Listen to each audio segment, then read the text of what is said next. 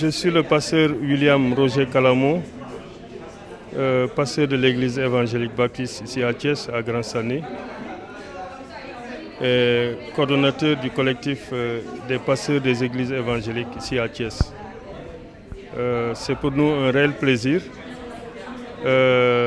d'avoir collaboré avec l'équipe de traduction de la Bible en Wolof, qui au finish nous ont confié la réalisation, l'organisation de la dédicace de la Bible en Wolof, un travail qui a commencé depuis 1963 officieusement.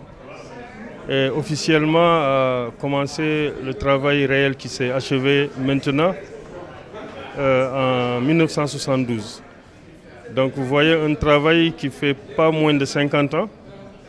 Le produit fini, donc pour la gloire de Dieu, parce que traduire la Bible en langue Wolof, langue la plus parlée au Sénégal, c'est pour nous un trésor. Un trésor en ce sens que nous avons la Bible en français et pas vraiment en cette langue qui est la plus parlée au Sénégal. Ce qui fait que la possibilité de nous les Sénégalais de comprendre vraiment la parole de Dieu dans sa profondeur avec la langue qui nous appartient est peut-être réellement quelque chose qui nous va droit au cœur et qui nous interpelle en tant que chrétiens, mais aussi en tant que Sénégalais. Parce que de l'autre côté, nous voyons que c'est un événement qui a été très bien apprécié en écoutant les interventions des différentes autorités qui sont présentes, le représentant du préfet, le maire en fait, et le chef de quartier, et toutes ces personnalités dans leur prise de parole, tu te rends compte que c'est une chose à laquelle personne d'entre eux n'a pas donné une appréciation positive. Au contraire, ils ont apprécié vraiment positivement le fait d'avoir la Bible traduite en langue Wolof.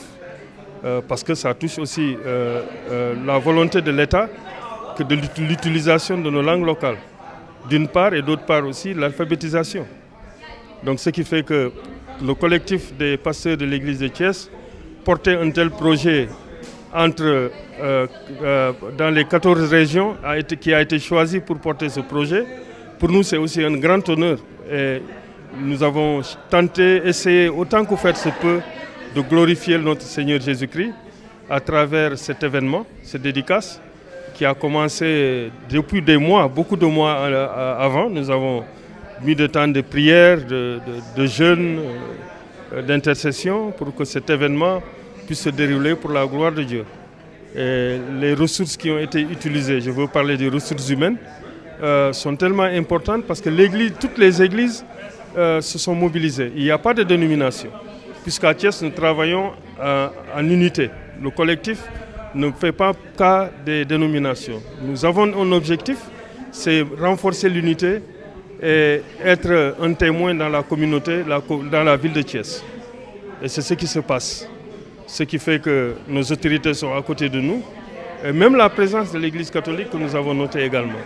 Donc pour nous, c'est vraiment quelque chose qui renforce la mission que Dieu nous a confiée ici à Thiès. Donc nous voulons remercier toutes les commissions qui ont travaillé, la RTS qui était là, Yakar TV qui est là, comment dirais-je, l'Ergui FM qui est là, voilà. Il y a également la police qui est là, mobilisée, voilà, la RTS, je dirais tout à l'heure.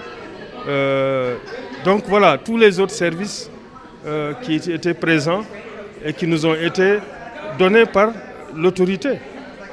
Ce qui fait, qui montre aussi que vraiment, ce que nous sommes en train de faire dans l'Église pour la promotion et la croissance de l'Église au Sénégal, ce sont des actions comme ça qui nous permettent de témoigner efficacement que l'Église est le moyen par lequel le Sénégal doit se développer. La promotion des valeurs, l'engagement et tout ce qui convient pour que l'Église du Sénégal puisse porter le témoignage attendu par le Seigneur, à savoir le témoignage qui glorifie le Seigneur Jésus-Christ et que des âmes puissent se donner à Dieu. Donc nous voulons vous dire merci. Yakar TV est un outil pour l'Église du Sénégal et nous continuons à prier que Dieu vous bénisse et bénisse aussi l'Église du Sénégal dans son ensemble.